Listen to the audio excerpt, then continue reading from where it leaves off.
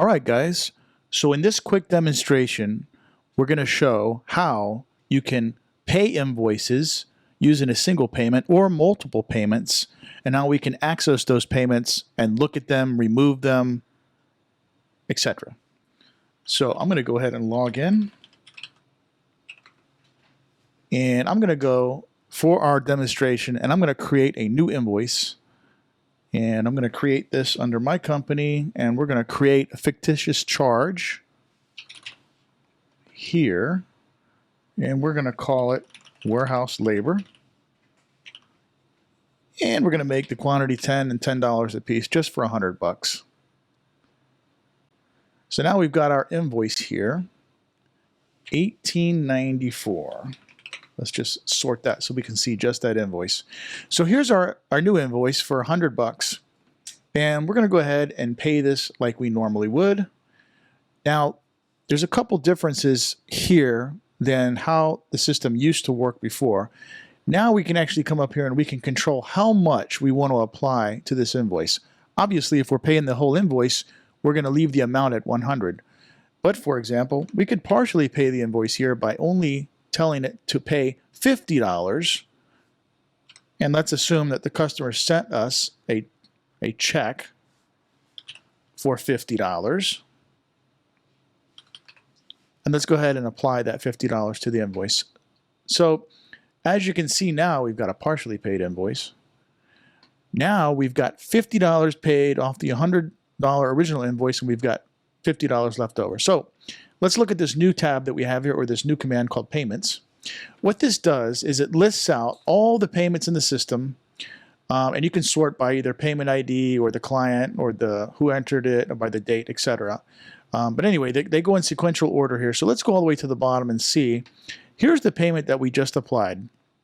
It has a new ID of 1257. Every new payment in the system gets a new payment ID associated with it. That's how we track it. And if I click on that payment, it actually shows me down here at the bottom which invoice that payment paid. Okay? So we can see here, client name, I entered the payment, the date and time, a check for $50, etc. All right. So let's go back to our invoices. Let's say now time has passed and we've gotten the final balance from the client and we want to apply it. Let's say this time they sent us the final payment for $50 in cash, what have you, cash payment, $50, and we apply it. So now our invoice is paid. Let's go back to payments. And we can see down here, now we've got another payment that was applied in cash for $50. And you can see we've got two separate payments. That's the key. We're now tracking payments individually. So if I click on this payment, it will tell you how much was paid, what it was used for, the date and time. And if I click on this one, obviously it's the same invoice, the same date, with a different amount and a different type. All right? So that's how you can track payments now by payment ID.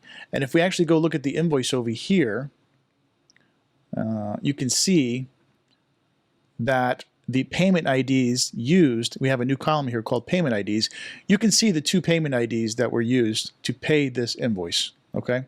Now, I'm going to clear this out. I'm going to go back to showing invoices that are not paid. So for example, if you have a customer that has multiple invoices that are open and you want to pay those invoices, instead of just clicking the receive payment on the individual invoice, we can, like before, check off multiple invoices, but this time we want to use this button, pay invoices, okay? So when we click this button, now we have the option, again, of applying particular amounts and how we want our payment to be spread across the individual invoices. You have total flexibility now on how much money you want to apply per invoice. And since we are doing multiple invoices, it's going to ask us to confirm, which customer this payment is coming from. Because in reality, we may have a client later on, a parent company, that wants to pay for multiple invoices, and those multiple invoices might be assigned to different client names. So in this case, we have the ability to control who the payment is coming from. So that's it for invoices right now. I just wanted to show you this little change that we've made. It goes a long way in allowing us to track payments and to see who those payments are from. And this will obviously be getting improved more as time goes on. If you have any input or any questions or any comments, you know where to reach me.